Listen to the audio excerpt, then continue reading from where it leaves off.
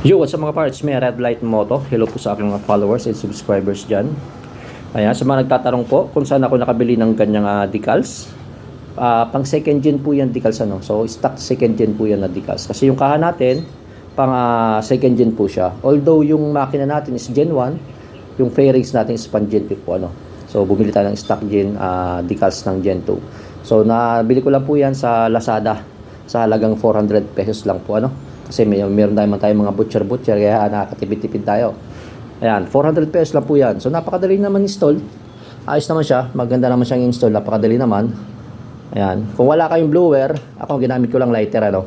So iniinit-init ko yung mga dulo-dulo niya kasi minsan hindi siya kakapit. Kailangan wala kayong blower, hihit nyo lang ng lighter para kumapit yung sticker niya no. Kasi minsan to medyo tutuklap yung mga yung ganyan niya, yung dulo. So kailangan painitan mo siya para hindi mo para kumapit.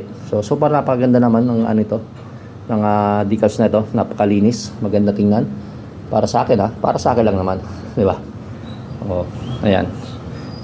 Ayan, ito rin yung nilagay ko yung screen para magdagdag details sa ating motor. So nagaganda kasi ako dito kasi meron ako nakita na ganito, naka second gen. So meron din siyang ganito. Kaya nilagyan ko din, ginaya ko din. Pero maganda, okay naman siya, di ba? Para sa akin.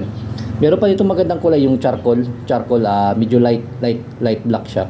So maganda rin 'yun ano. Ayan. Ayan mga par. 400 pesos lang po 'yan sa Lazada.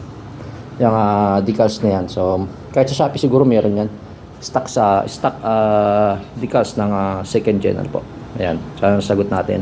Kasi may mga nagtatanong sa atin saan tayo bumili ng ating decals. Ayan. Right.